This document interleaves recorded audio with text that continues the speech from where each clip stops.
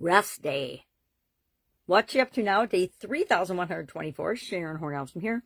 Today we're talking about, of course, our supersized challenges, spirituality all this month. And today's topic, along the line of this week's theme of spiritual practices, is Sabbath, or a day of rest. Do you practice one? And I had to admit that I'm not very good about that. I'm not very good about, still to this day, unplugging totally and not doing something, I think, to make the world a better place, being productive. And I realized that it is my ego and my identity that is tied to the desire to be productive, more so than, but not really. It's part of my ego and identity to be of service, to be helpful, to be a better human being. And so that means sometimes I don't take a whole day off and do nothing. Because what does a whole day off to do nothing look like to me? A whole day off to do nothing means spending time with my amazing family, reading books, learning something, probably up-leveling my skills, because I believe in lifelong learning. I believe that the only way we be a better version of ourselves is by doing something every day to make us a better version of ourselves. And that involves feeding our mind, feeding our personalities, our egos, our emotions, good, positive things. But it also means having experiences and sharing those experiences with other people. So I'm going to digress. Let's not digress here.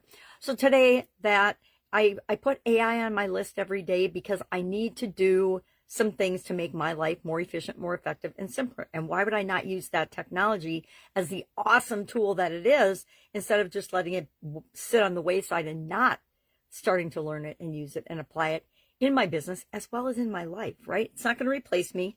I'm still going to show up every day with my funky hair to talk and check in and see how you're doing and offer to help. If I can help, that's what I'm here for. We're talking about days of rest today. And again, if I look in the mirror, I'm not a great example of that to my family or to anybody else. I mean, I'm always going. And I think that part of that, believe it or not, I've learned on the school community, is that I probably have a neurodivergent brain, meaning I think differently than a lot of people do. And I think we're all different types, right? I learned about Myers-Briggs from my dad when he learned about it in 3M when it first came out and started making the rounds of, leadership development and understanding humans and the people that work in our organizations better.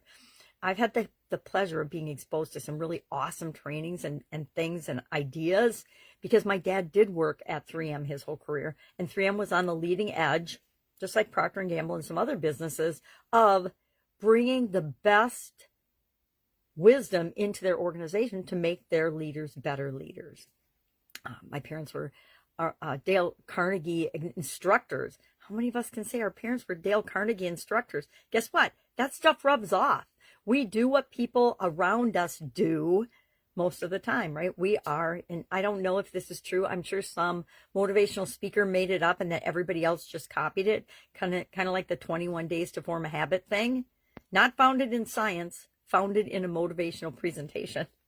So was probably this, I forgot what I was talking about, 5-day something. Anyway, if I can help you in any way, reach out and ask, because I do want to be of service. I do want to help. That's what I'm here for.